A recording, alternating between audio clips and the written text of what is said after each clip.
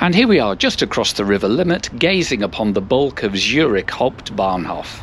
The first station on this site was built in 1847 as the terminus of the Swiss Northern Railway. But with more railways converging on the city, it soon became too small, and so in 1871, this enlarged station was opened.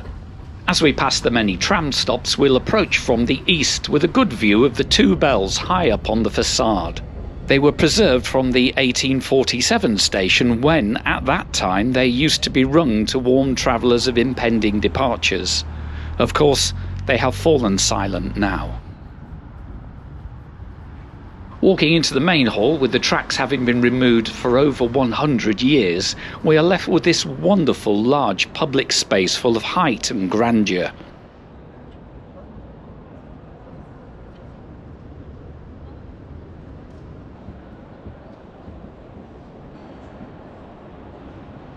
So let's drop down below to what is known as Shopville, a huge subterranean shopping centre which also provides access to both the underground and the above-ground platforms.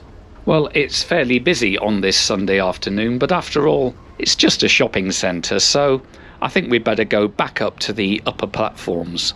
And, though not grand, Zurich's upper platform canopies are light and certainly do the job pretty well. And the modern departure board rests below the Cross-Hall train shed, which dates from the expansion of 1933.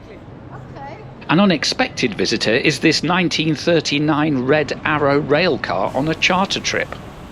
You know, I tried to find out how much this would cost, but it seemed a case of, if you have to ask, you can't afford it. So whilst Johnny gazes at the old railcar for a bit, we will look at this route on the IR75 to Constance. We'll leave from the underground through platforms, swinging round under the city on the Weinberg Tunnel before popping out to the north of the station. And shortly after that we'll go back underground to loop around under the airport. And then we'll go southwest and then north to Winterthur, and beyond that a quick northwesterly dash to Frauenfeld. And just when we think we're heading straight for Constance, we'll swing down to Weinfelten. The last and the most interesting bit of the run is the wiggle up around the hills, followed by a swooping curve down to the lake with a quick stop at Kreuzlingen on the Swiss side before we cross into Germany to terminate at Constance. The 88 kilometres or 55 miles will take us 1 hour and 15 minutes, giving a rather sedate average speed of 70 kilometres per hour or 44 miles per hour. Right, let's head on downstairs to our underground platform. Incidentally, I absolutely adore these modern board-marked concrete walls. They are so tactile. And here's our train, and it's a set of regional double-deck push-pull coaches with the driving trailer at the front. We'll have a look-see at what's pushing us when we get to Constance, but right now I need to find the first-class coaches and get on board. And as we get upstairs, you know, it looks pretty nice. And the sofa area looks great, although I can imagine it might get a bit rowdy here on a Friday night. And we're off and heading around under Zurich in the tunnel. You know what, this isn't bad at all for a regional train. It certainly beats a UK Class 158.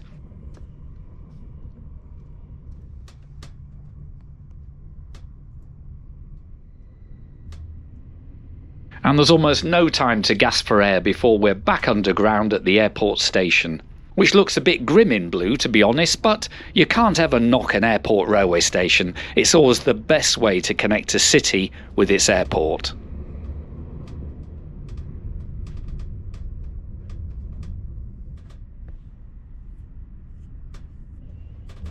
Erfretikon is a junction station, and we'll keep heading north. But we do get a chance to view a pair of RE420s forming a Zurich S-Bahn double-decker set.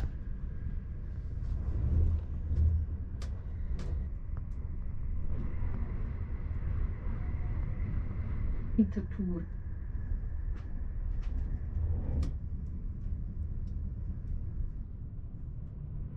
Winterthur is one of those Swiss major cities that you haven't heard of, but that lack of notoriety doesn't stop it being one of the busiest stations in Switzerland.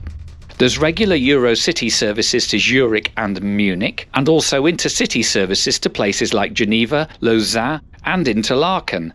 And add to that the interregio services like ours, the many Zurich S-Bahn trains, and some of St Gallen's S-Bahns as well, and you end up having a very busy station indeed.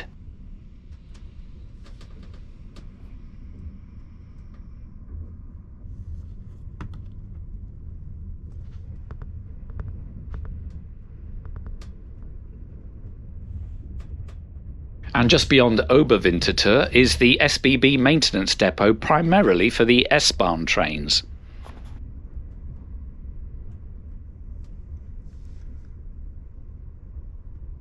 And it's great to see some Sunday football taking place, just like it does all over Europe and beyond.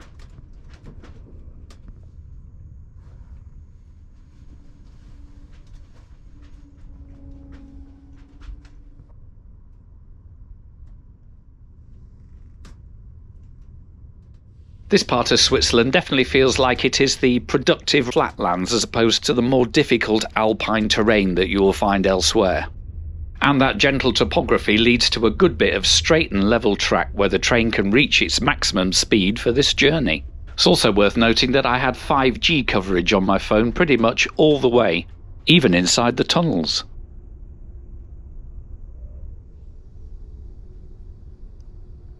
Soon we have to slow down to cross the River Thur, so maybe now is a good time to have a look at this first-class interior.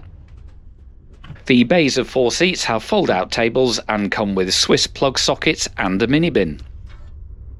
The 2-seat pairs have a slightly smaller table, but still have the bin and the power supply. Everybody gets a coat hook and a blind, and although only big enough for a small bag or a coat, the bright red of the illuminated luggage racks fills the whole cabin with a lovely warm glow. There's also just a tiny bit of recline, but still, it's a great regional train product.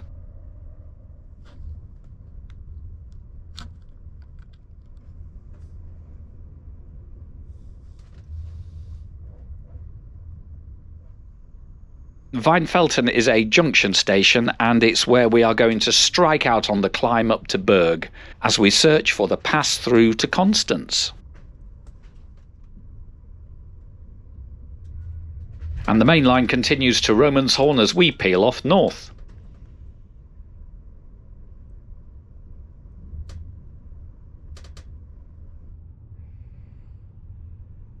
And finally, as we climb, there's the distant white of the snow-capped Alps to the south. And we also get a good view below of the lush farmland.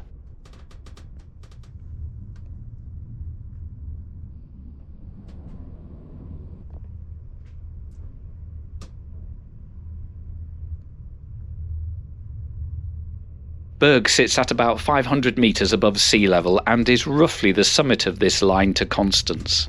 So it's now time for a gentle descent to the lakeside. And it's lovely that Lengjeville retains the old station buildings beside the new station. Also, that is our cue to look down for our first sight of Lake Constance. So all we must do now is drop to the lake using the sweeping curve around Kreuzlingen.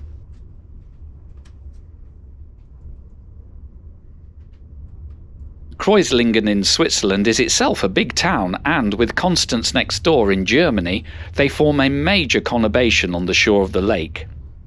Well, I'm travelling on an Interrail ticket, but price-wise, if you were in the UK and were booking this journey on TrainLine, then booking about 2 weeks in advance, you can pick up a second-class single for £17.30 and a first for £31.10, which I suppose isn't bad. Of course, the Swiss themselves can have various travel cards that enable them to get some discounts on their train journeys. And I won't have long to wait now, as it only takes 2 or 3 minutes to cross the border to Constance.